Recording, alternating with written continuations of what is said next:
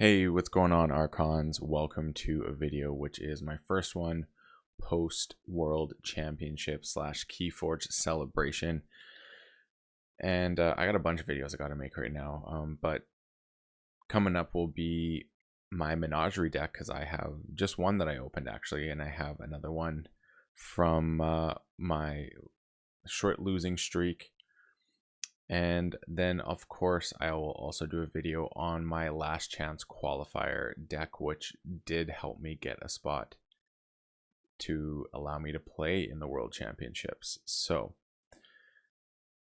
those are all coming up. But today, this video is going to be, of course, what everyone wants, which is Grim Reminder. So inside this Vault Warrior deck book, which I used my prize tickets for. So basically, when you won a game, you got a prize ticket is how it worked. And I decided to spend mine on a Vault Warrior deck book, and it was the last one that they had in stock. I got it on the final night. So let's take this out and show you my Grim Reminders Alliance deck.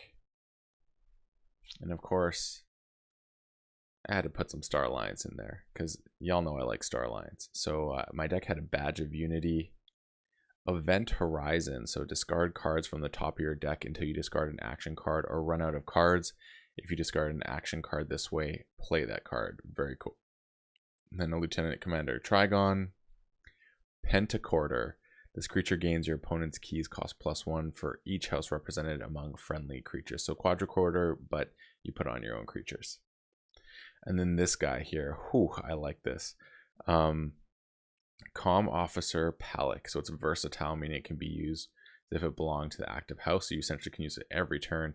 After fight, after read, a friendly creature captures 1. And there was 2 of them. And it has the great flavor text of good luck to you, Captain Val Jericho. And you can't really see its eyes, but it's basically looking off in that direction in the corner, like super shook.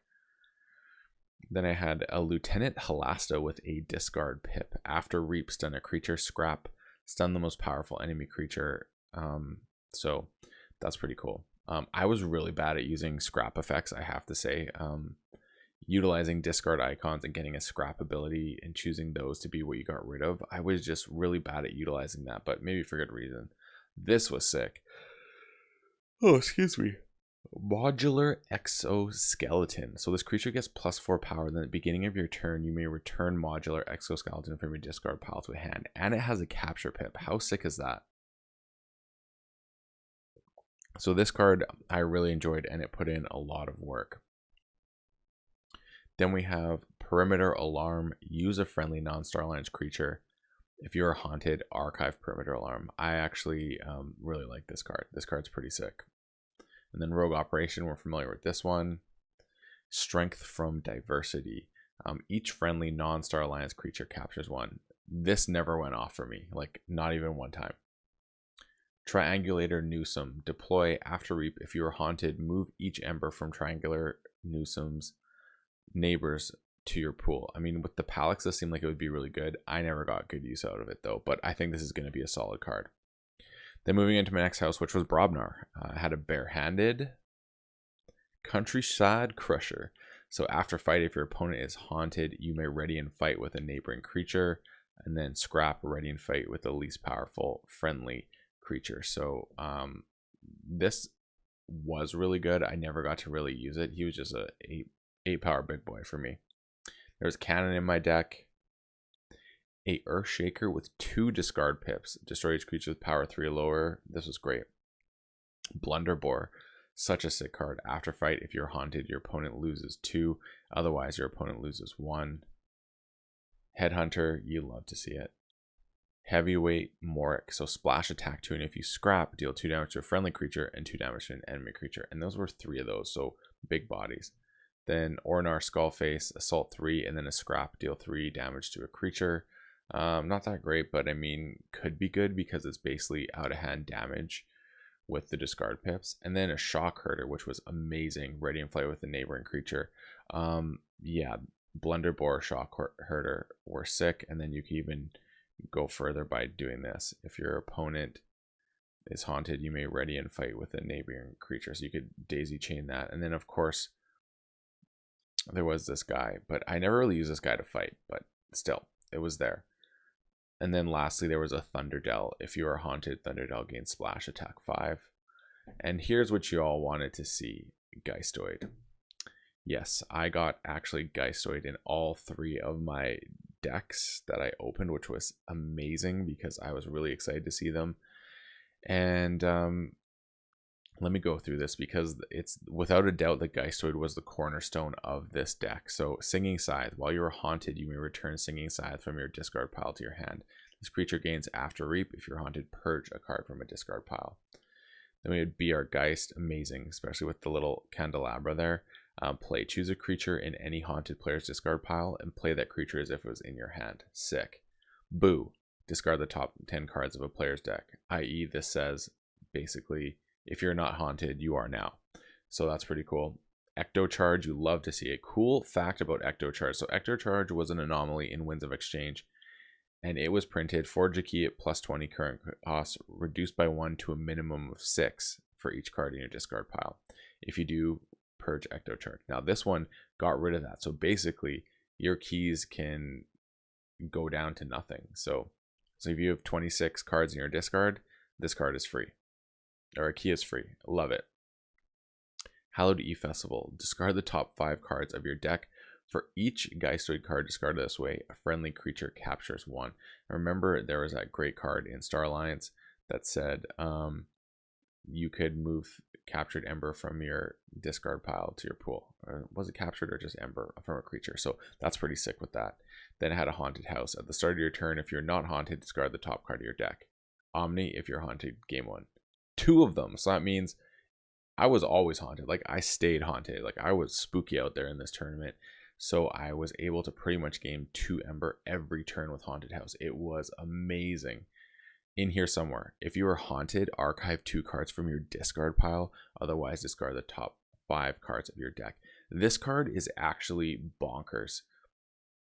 I was able to not flip my deck and keep my whole entire discard, and then actually just use like these basically. Junk Restoration, and that was great. So it says discard the top 3 cards of your deck. You may put a discarded card this way into your hand.